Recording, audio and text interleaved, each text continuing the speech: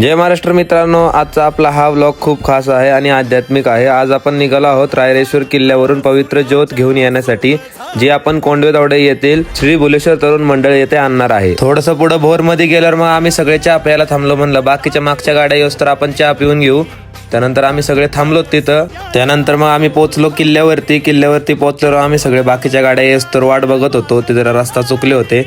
त्यानंतर मग हे बघा आपला गुड्डे एकदम रेडीचे पाळायसाठी। आम्ही नंतर ट्रेक करणार होतो लगेच।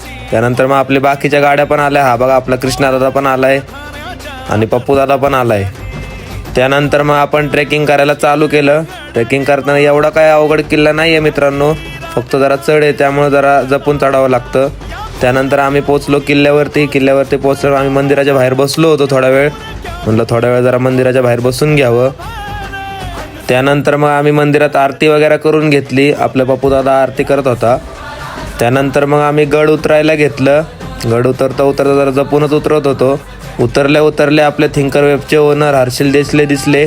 लय उशिरा आलते, खाली आपल्यासाठी थांबले होते, किल्ला काय चढायला आले नव्हते। हे बघा आपले किरण शेट्टी पण आलता सोबत। त्यानंतर मग हे बघा आपले जॉनच्या गाडीत सगळी मॅच बघत थांबली होती। तिथं आम्ही आपलं सगळं बोलत थांबलो होतो। बिट्ट्या दादा पण होता तिथं मग जरा एक सीन झालता। हर्षिलचा बूटच कुणीतरी लपवला होता। हर्षिल आपला टेम्पो खालनं गाड्यांखालनं बूट शोधत होता। त्यानंतर शेवटी भाईंना बूट सापडलाच। भाई एकदम खुश झालता बूट सापडलाय म्हणून। त्यानंतर मग आम्ही पळायला चालू केलं। पहिलं मग हर्षिल आपला पळत होता, एवढा खतरनाक पळत होता ना हर्षिल, विशेष नाही।